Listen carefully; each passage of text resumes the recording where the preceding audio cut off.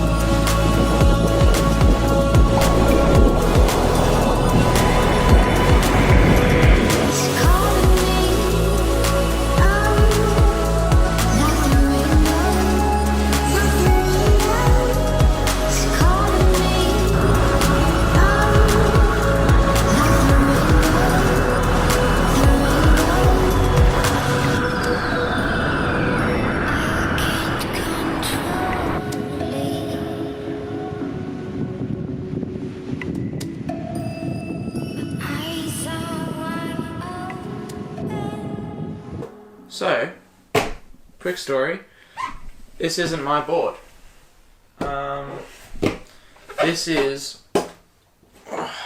my dad's board, and he's a bit of a Mactavish fanatic. A bit about Bob, he's one of the most OG shapers out there, for sure. He created the V bottom contour, was a big part of kicking off the shortboard revolution, which this board was also a big part of. And yeah, he's been shaping since the late 60s, I think. Yeah, it's pretty wild, the lineage of the Mactavish brand.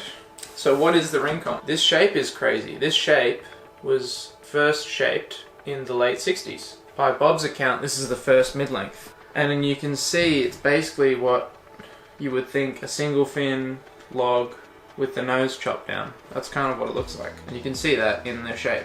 So my dad bought this board secondhand by late last year, and I had my first surf on it in Noosa at Double Island Point, which I'll play that footage now. Pretty small, but nice shape and long rides, and it was super fun on this thing. It was so playful. And the 711 was gliding as well as the log, and it was gliding better than this 8-foot minimal that we had. So it's got crazy glide, crazy trim.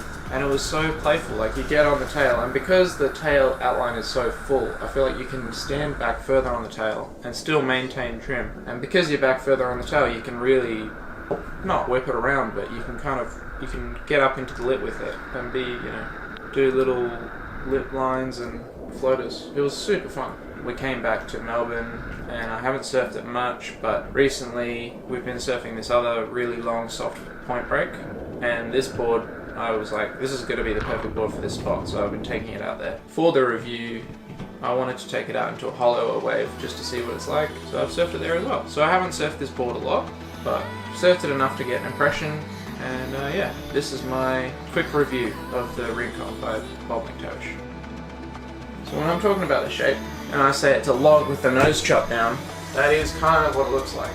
If you look at the plan outline, it does just look like a log with a pointy nose. But it just seems like a super well balanced board. There's not too much, there's nothing hectic going on. There's a little bit of double, a little bit of V. The rails are they're not crazy. They get a little bit sharp towards the tail. And the rocker is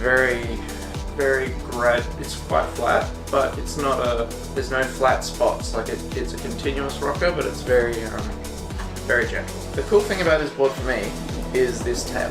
Having not ridden a ton of squash tails, it does just feel like, because this thing's so wide and there's so much area back here, if you're on a small wave, you don't have to be up in the middle of the board just trying to stay on the wave. You can really, if you've got like the tiniest little pocket, you can jump back on this tail and you can start throwing it around, which is super fun. It feels so nice to turn. It doesn't have like a super drivey turn, but it does have like a really playful, like, you can carve a little bit, but it's a bit more pivoty. So in terms of wave range, let's say knee-high hollow, maybe thigh-high mushy, up to probably shoulder-high hollow if you want to, and maybe overhead mushy. Like, it really depends on the shape of the wave. I think you could probably, obviously you can ride any board and anything, but I wouldn't really want to surf this thing in anything over shoulder height hollow. Probably would take out a different board even before it got that big if it was hollow. If it's a really mushy wave, it's almost better when it's bigger. It's just so much effortless glide, and the wave catching is insane on this thing. Like, paddle's insane. Paddle's like a log, because it literally is like a log. So where it might sit in a quiver, it would probably, if I were to have one, it would sit as my chubby wave board, basically.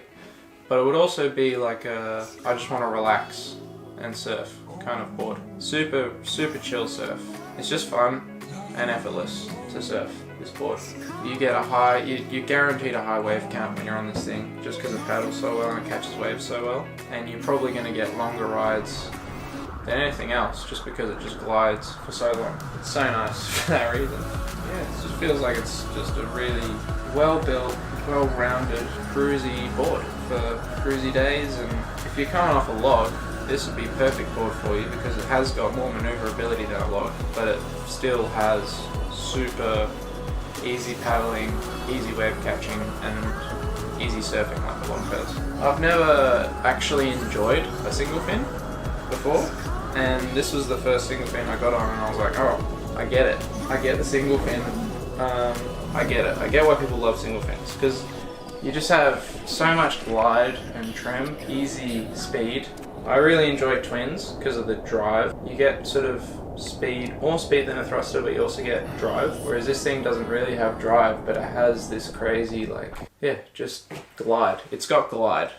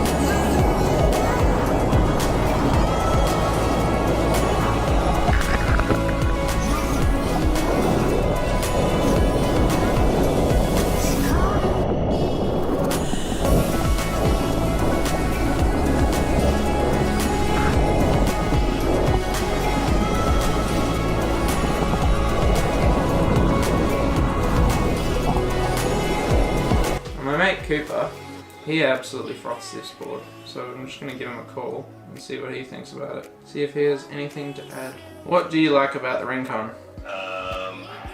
It's very friendly. Very friendly and comfortable. It's like super friendly and comfortable, like a log, but it almost turns like a 7-foot mid would, almost. Yeah, it feels like you're cruising. But it does the simple stuff really well, right? Yeah. Like, it's comfortable and cruisy, but it does that really well, soul surfing. Yeah, because it's not just easy. Like, there's loads of boards that are easy to surf. You kind of... Yeah, that's true. Yeah, I think it just does that really well. It gives you that feeling, that sauce. The sauce. It's soul good. sauce. The soul sauce. Yeah. Would you recommend this board? Yes. It's very expensive, but it's very nice, isn't it? Yeah, I feel like it would be surprising for somebody not to have fun on it. I feel like it ticks so many boxes. It's so good. It makes the mushy point feel way more fun than it should. Yeah, it's a super fun board. That's my mini review of the Mactavish Rincon. Beautiful board. Love Mactavish. If you're ever in Byron or Sydney, check out the Mactavish shops. They're really cool. Till next week, like and subscribe.